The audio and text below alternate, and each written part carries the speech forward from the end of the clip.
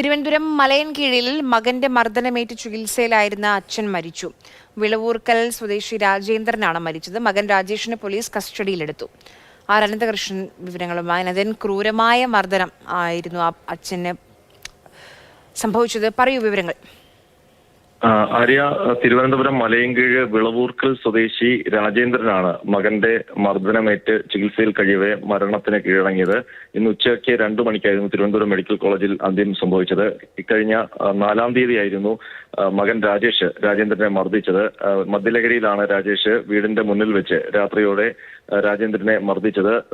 തടിക്കഷ്ണം കൊണ്ട് തലയ്ക്ക് അടിക്കുകയായിരുന്നു. ഗുരുതരമായി പരിക്കേറ്റു. അപ്പോൾ തന്നെ തിരുവനന്തപുരം മെഡിക്കൽ കോളേജ് ആശുപത്രിയിൽ പ്രവേശിപ്പിച്ചതാണ്. ഈ ദിവസം അത്രയും ചികിത്സയിൽ കഴിയുകയായിരുന്നു. ഇന്ന് ഉച്ചയോടെ മരണം സംഭവിച്ചു. മരണം സംഭവിച്ചതോടെ പോലീസ് രാജേഷിനെ കസ്റ്റഡിയിലെടുത്തിട്ടുണ്ട്. ഇന്ന് രാജേഷിന്റെ പേരിൽ കൊലപാതക കുറ്റം ചുമത്തുമെന്നാണ് മലയൻകീഴ് പോലീസ് അറിയിച്ചിരിക്കുന്നത്. ശരി.